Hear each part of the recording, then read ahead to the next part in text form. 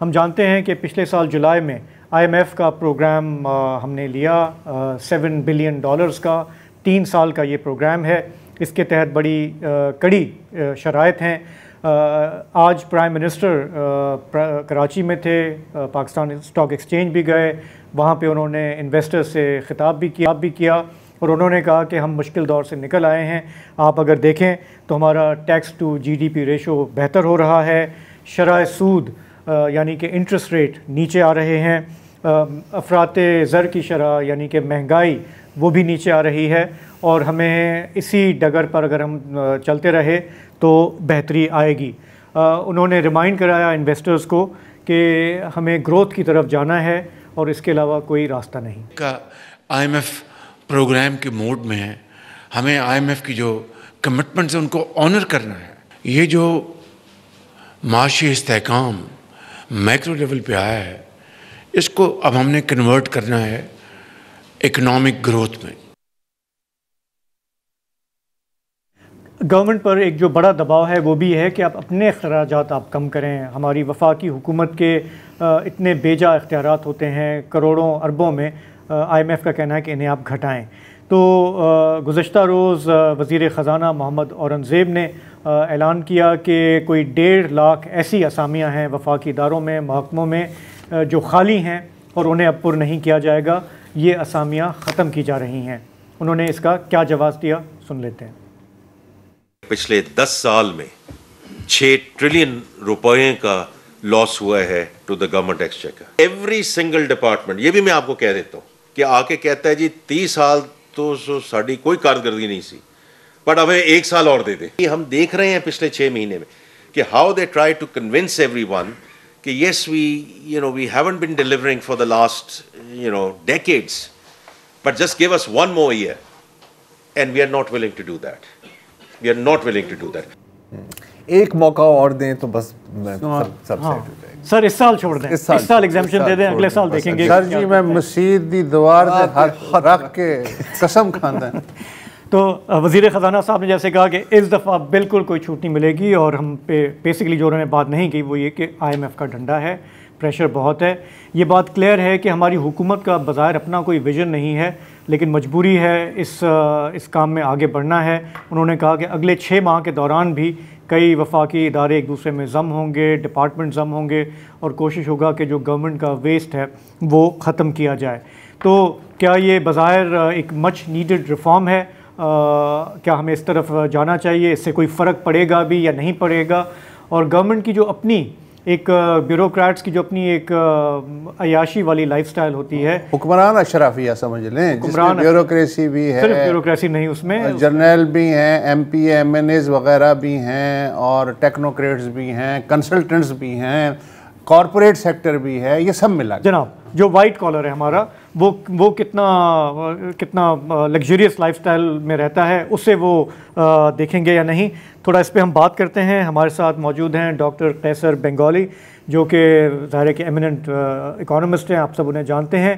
वो पिछले साल तक गवर्नमेंट की ये जो रिफॉर्म्स हो रही हैं, मुख्तलिफ़ कमेटियाँ हैं, ऑस्टेरिटी कमेटी है, राइट साइजिंग कमेटी है, एक्सपेंडिचर कमेटी है, इसमें भी वो थोड़े इन्वॉल्व थे। फिर उन्होंने कमेटी से इस्तीफ़ा दे दिया। इस वक्त वो हमारे साथ हैं। डॉक्टर साहब, सबसे पहला सवाल आपसे कि बज़ाहिर देखने में ये जो स्टेप लिया है गवर्नमेंट ने कि 1.5 लाख असामियाँ ख़त्म की, ये खाली थी, नोबडी इज़ गेटिंग फायर्ड, क्या ये दुरुस्त सिमत में कदम है? जी, ये कहते हैं कि ये साल से ज़्यादा वेकेंट रही है पोजीशन, और जब मैं इस कमेटी में मेंबर था रेजिग्नेशन से पहले, इस पे डिस्कशन हुई थी और वो ये था कि अगर साल भर से इनके बगैर काम चल सकता है तो फिर इसका मतलब इस पोजीशन की ज़रूरत नहीं है। वो लॉजिक तो सही है, लेकिन मेरा उस वक्त ये था कि आप ये सारी पोजीशंस जो हैं ग्रेड 1 to 5 की है, बहुत सारे ऐसे पोजीशंस हैं, higher positions in grade 20, 21, 22। There are director generals and additional director generals जो बहुत वाज़े तौर पे सुपरफ्लुअस नज़र आते हैं। और मैंने मिसाल भी दिया पाकिस्तान पोस्ट का, जहाँ पर एक डीजी और जो 22 ग्रेड में है और 9 एडिशनल डीजीज हैं 21 ग्रेड में, और पोस्ट ऑफिस का काम कम से कम होता चला गया है। इस तरह बड़े मिसालें हैं। तो वहाँ कहीं कटौती नहीं हुई है। Grade 20, 21, 22 secretaries, additional secretaries, director generals में यहाँ कोई कटौती नहीं। मेरा ये कहना था उस वक्त कि अगर आप ये कर रहे हैं तो साथ हायर एंड पे भी करें। मुझे कहा गया कि आपकी पॉइंट नोट कर लिया गया है। In fact that was the response I got with everything I said. जो भी मैं कहता था वो कहते थे ये नोट कर लिया गया है। तो मतलब गवर्नमेंट को पता तो है ना कि उसे करना क्या है, लेकिन वो रिलक्टेंट है। वो चाहते हैं कि हम बॉटम अप शुरू करें, हम टॉप डाउन ना आए। जी, ये बेसिकली पब्लिक रिलेशंस एक्सरसाइज है। ये कहना कि जी 1.5 लाख पोजीशंस हम कम कर रहे हैं, बड़ी हुकूमत की बचत होगी। ये सारे लो पेड एम्प्लॉइज हैं, इसका इनके सैलरीज का टोटल भी निकाल ले तो बहुत नहीं आएगा। अगर हायर एंड पे जो पोजीशंस हैं वो 1.5 लाख के बजाय 15,000 कम करें, शायद ज़्यादा बचत होगी। लेकिन 900 अरब रुपए का एस्टीमेट दिया है कि 900 अरब रुपए की बचत होगी सालाना। ये नंबर तो उन्होंने दे दिया, जब बजट आएगा तो पता चलेगा। और सबसे बड़ी बात तो ये है कि ये अभी तक सिर्फ प्रेस कॉन्फ्रेंस है, कोई रिपोर्ट सामने नहीं आई है। जब रिपोर्ट आएगी तो हम इसको एनालाइज करेंगे, डिटेल्स में देखेंगे। अच्छा डॉक्टर साहब, अभी जब ये मोहम्मद औरंगज़ेब साहब का हम क्लिप भी चला रहे थे और उसकी प्रेस कॉन्फ्रेंस भी अब देखें तो काफ़ी वाज़ेह है कि वो इंडिकेट कर रहे हैं कि यार ब्यूरोक्रेसी की तरफ से भी बहुत प्रेशर आता है। आई मीन यहाँ पर तो वो कह रहे हैं ना कि जी आप हमें एक और मौका दे दें। जो इनएफिशिएंट गवर्नमेंट डिपार्टमेंट्स हैं जो दहाइयों से इनएफिशिएंट हैं, लेकिन अगर आप एक और साल दे दें तो पता नहीं शायद जादू की छड़ी की वजह से एफिशिएंट हो जाएंगी। किस हद तक जो सीनियर ब्यूरोक्रेसी है जिनके तरफ आपने भी इशारा किया है, कितने पावरफुल हैं और किस हद तक अपने इंटरेस्ट को प्रोटेक्ट कर सकते हैं? क्योंकि ये एक मेरा ख्याल है कि एक क्रिटिकल सवाल है जब हम बात करते हैं कि सीनियर लेवल्स पर कट्स आने चाहिए। जी देखिए, मैं जब तक था वहाँ पर मुझे अंदाज़ा ये हुआ कि जो ब्यूरोक्रेसी है, 5 या 6 very senior civil servant secretary of very important department, उनकी तरफ से कोई नहीं थी रेजिस्टेंस। ओके, जो रेजिस्टेंस आई है वो पॉलिटिकल एलिमेंट से आई है। ये मुख्तलिफ मिनिस्टरों के, मुख्तलिफ एमएनएस के, मुख्तलिफ फेवरेट डिपार्टमेंट्स हैं। ये बेसिकली वहाँ से आया है। ये it's a political foot dragging. I don't see it as a bureaucratic foot dragging. अगर पॉलिटिकल इस वक्त देखें, हालात इतने ख़राब है और इतना प्रेशर है इकोनॉमी पे और मुल्क की सियासत पे भी कि अगर पॉलिटिकल लेवल पे कोई फैसला किया जाता है कि ये हमने बंद करना है तो वो कर देंगे बंद। लोग शोर तो मचाएंगे।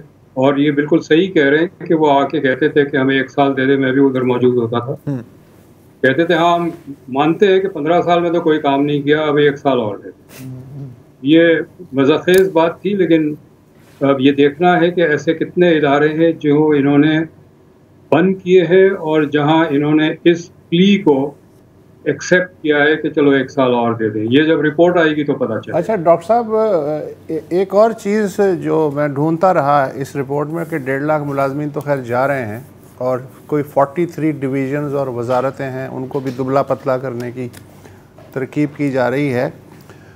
ओवरलैपिंग का जो इशू है, इस पे मैं आपसे कुछ सुनना चाहता हूँ कि 18वीं तरमीम के बाद जो महकमे सूबों को शिफ्ट कर दिए गए वो शिफ्ट कर दिए गए। मरकज़ का उनसे कोई ताल्लुक़ नहीं होना चाहिए, लेकिन उन्होंने पुराने जो बर्तन या जहेज़ है उसकी तरह कुछ महकमे जिसमें तालीम और सेहत वेद भी शामिल हैं, उन सब को सीने से लगा के रखा है। तो इस ओवरलैपिंग पे भी अगर हाथ डाला जाता तो कुछ फ़र्क पड़ सकता था। देखिए, immediately after the 18th amendment जो गवर्नमेंट थी, पीपल्स पार्टी की गवर्नमेंट थी उस वक्त, उन्होंने एक एक्सरसाइज की एंड आइडेंटिफाई किया 17 डिविजन्स जो डिवॉल्व हो जाएगी सूबों को। ये नहीं हो पाया। मैंने जो एक्सरसाइज की है और मैंने भी एक रिपोर्ट सबमिट की है प्राइम मिनिस्टर को आफ्टर माय रेजिग्नेशन, मैंने भी 17 डिपार्टमेंट्स को आइडेंटिफाई किया है which are not exactly what the peoples party recommended, or the People's Party government recommended, but it comes to close. और उसके साथ मैंने 60 ऐसे गवर्नमेंट डिपार्टमेंट्स आइडेंटिफाई किए हैं जो आउटराइट बंद हो जाने चाहिए।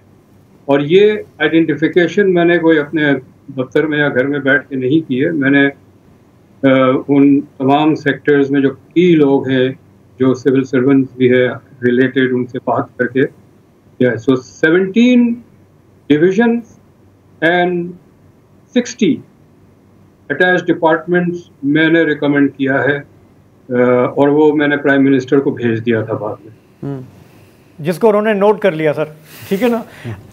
अभी मैं देख रहा था डॉक्टर साहब एक रिपोर्ट नदीम उल हक साहब की, पाइड वाले जो हैं हमारे इस्लामाबाद में जो थिंक टैंक है, उनका कहना है कि सिर्फ कैपिटल के अंदर कोई 150 ट्रेनिंग अकेडमीज़ हैं, जिनकी अपनी इमारतें हैं, उनके अपने मुलाजमीन हैं, रिहाइशगाहें हैं, जो सपोजली ट्रेनिंग करती हैं सरकारी मुलाजमीन की।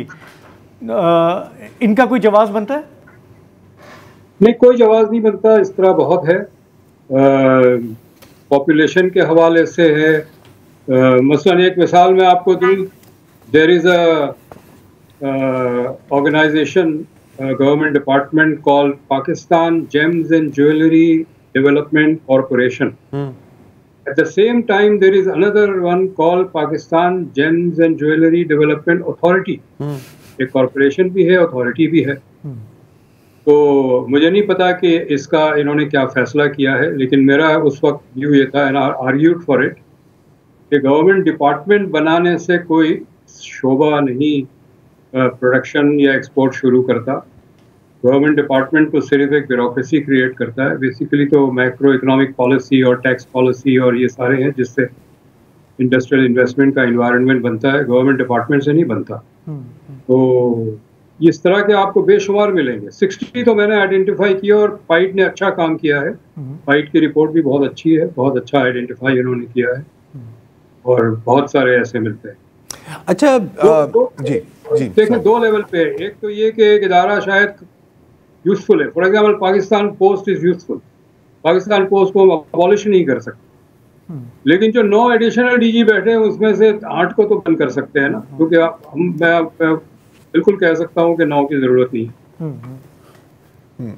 अच्छा, कैसे डॉक्टर साहब, अब आपने बात की कि पॉलिटिकल प्रेशर आता है, इन द सेंस कि ब्यूरोक्रेसी साइड प्रेशर नहीं आता, लेकिन ये वसत साहब हैं, मैंने हैं, उनकी एक मनपसंद डिपार्टमेंट है, मनपसंद डीजे हैं, वो नहीं चाहते कि उनको हाथ लगाया जाए, वरना फिर वजारतें और वजीर ममलिकत भी तो कम होंगे ना। ये भी चले, वो अलग बात है। लेकिन हम ये भी देखते हैं, और एक हकीकत है, अच्छा लगे या बुरा लगे, कि यहाँ पर एस्टैब्लिशमेंट का एक बहुत लीडिंग रोल होता है। अब जैसे कि अभी जो IPPs की जो नेगोशिएशंस चली हैं, वो हुकूमत ने नहीं की एज सच, वो एस्टैब्लिशमेंट डायरेक्टली कर रही थी। हमने ये भी देखा है कि जो क्रैकडाउन हुआ था इलीगल डॉलर ट्रेड पर, जिसके कुछ बेनिफिट्स हमें नज़र आ रहे हैं, वो भी वॉज लेड, इंटेलिजेंस एजेंसीज का भी उसमें बहुत बड़ा हाथ था। तो अगर पॉलिटिकल प्रेशर आता है कि यार देखें, ये हम नहीं चाह रहे कि इस डिपार्टमेंट को रिमूव किया जाए, तो क्या ऊपर से नहीं आया जा सकता? I mean in the sense कि देखिए, अब जाहिर है कि इसमें थोड़ी सी कॉन्ट्रडिक्शन नज़र आती है मेरे में भी, कि हम नहीं चाहते कि इस्टेब्लिशमेंट का अमल दखल हो इस हद तक, लेकिन है, ये एक हकीकत है। तो यहाँ पर कोई ऐसा FC टाइप चीज़ नहीं हो सकती कि यार देखिए, हमने अब बोल दिया है कि भाई इनको आपने करना है, आपने करना ही करना है, क्योंकि आखिरकार ये हुकूमत भी तो उनके बलबूते पे ही खड़ी हुई है ना एक तरह से। जी देखिए, while I was in the committee, कोई ऐसा अंदाजा नहीं हुआ कि कहीं से किसी किस्म का प्रेशर आ रहा हो, वन वे और दी अदर, ओके, और या आगे, उस वक्त तक तो नहीं था। लेकिन मुझे अंदाज़ा है, कुछ पहले जो काम किया है उसमें, ये जो डिफेंस के कई बजट आइटम्स हैं जो मुख्तलिफ मिनिस्ट्रीज़ में और डिविजन्स में हिडन है, तो अगर वो डिवीज़न अबॉलिश कर दें तो वो उस हेड का और बजट का क्या होगा, आई थिंक वो गवर्नमेंट को मैनेज करना पड़ेगा। क्योंकि अगर उसको कोई सिक्योरिटी रिलेटेड है तो हम उसे बंद नहीं कर सकते। लेकिन अगर वो, जिसको मैं कहता हूँ नॉन कॉम्बैट एक्सपेंडिचर है, जिसका मुल्क की सिक्योरिटी से ताल्लुक नहीं है, वो तो बंद हो सकता है। लेकिन वो हुकूमत को डिफेंस एस्टैब्लिशमेंट के साथ नेगोशिएट करके करना पड़ेगा, और ये हो सकता है कि कहीं से पीछे से आए कि भाई इसको तो आप बंद ना करें क्योंकि इसमें हमारा एक एलिमेंट है, वो कहा जाएगा. That will have to be managed. Basically we need a commitment to scale down the government. वो कमिटमेंट मुझे नज़र नहीं आती है. आप देखें कि while the right sizing committee is meeting and giving its proposals and the chairperson of this committee is making a sort of engaging in bravado in the news conference, 3 इदारे हैं जिसको ट्राइफुरकेट किया गया. Civil Aviation Authority has now been broken up into 3 parts. NEPRA has been broken up into 3 corporations. Maritime Authority बनाई जा रही है जबकि Maritime Division ऑलरेडी है. तो एक तरफ तो ये कह रहे जी हम राइट साइजिंग करेंगे, इतने निकालेंगे एम्प्लॉईज और इतने को मर्ज करेंगे और बंद करेंगे, और दूसरी तरफ आप नई अथॉरिटीज़ खोले जा रहे हैं. All these authorities are expensive because उनका एक ऑटोनोमस स्टेटस होता है और वो गवर्नमेंट के रेगुलर सैलरी से भी ज़्यादा सैलरी होती है, बाकी पर्क्स भी होते हैं. तो ये तो समझ में नहीं आता कि हुकूमत अखराजात कम करना चाहती है, बढ़ाना चाहती है. और even while we are talking this year bureaucracy was given executive allowance and so on and so forth. So I don't see any commitment to reducing expenditures. ये सारा public relations exercise हो रहा है. डॉक्टर साहब दिखाने के दांत और हैं और खाने के दांत गल गए. नहीं बहुत ज़्यादा कॉन्ट्रडिक्शन है गवर्नमेंट के अपने एक्शंस में, जिस तरह डॉक्टर साहब कह रहे हैं. डॉक्टर साहब आपका बहुत बहुत शुक्रिया, आपने काफ़ी चीज़ें क्लियर करी हैं. ज़रा नहीं देखें, अब मैं सिर्फ इसमें इस चीज़ का इजाफा करूंगा कि बिल्कुल जैसे डॉक्टर साहब कह रहे थे कि जो औरंगजेब साहब अगेन वही जो टॉप जजेस और सेलेक्ट ब्यूरोक्रेट्स की सारी बातें है वो सवाल अवॉइड किया जाता है. और right sizing in the judiciary, ministry of defence और डिफेंस प्रोडक्शन में भी जाहिर है कि बात नहीं की जाती. मैंने जो एक्चुअली सवाल था कैसे साहब से, शायद मैंने उसको सही तरह बयान नहीं किया कि जब हम देख रहे हैं कि आईपीपी नेगोशिएशंस और इन सारी चीज़ों में स्टेट एजेंसीज का एक किरदार है, तो इवन पुश कम्स टू शव, अगर गवर्नमेंट की राइट साइजिंग में भी कोई किरदार आ जाए तो फिर सही है, लेकिन फिर वो मेरा ख्याल है कि शायद बात आ जाती है कि फिर हमारी राइट साइजिंग तो नहीं होगी. मतलब हर कोई अपनी टर्फ को प्रोटेक्ट कर रहा है ना कि जी मेरे डोमेन में ना आए, बाकी उधर जाके देख लो. आप इनकी राइट जो सबसे ज़्यादा यतीम होंगे वो जाएंगे. और जो बात खुल के सामने आई वो ये कि ये नीचे वाले जो है ना वो टारगेट हो रहे हैं, ऊपर वाले अपना इंटरेस्ट. ये तो यार हर जगह होता है, बंदे कत्ल हो जाते हैं, कश्तियाँ डूब जाती हैं, तो कांस्टेबल सिपाही वो रगड़े जाते हैं, असिस्टेंट डायरेक्टर रगड़े जाते हैं. तो ये कोई यानी ये राइट साइजिंग नहीं, ये रॉन्ग साइजिंग है. आप ये कह रहे हैं रॉन्ग साइजिंग है, बिल्कुल रिट्रेंचमेंट कह, हाँ ठीक है, रॉन्ग साइजिंग कह लें, चलें ठीक है.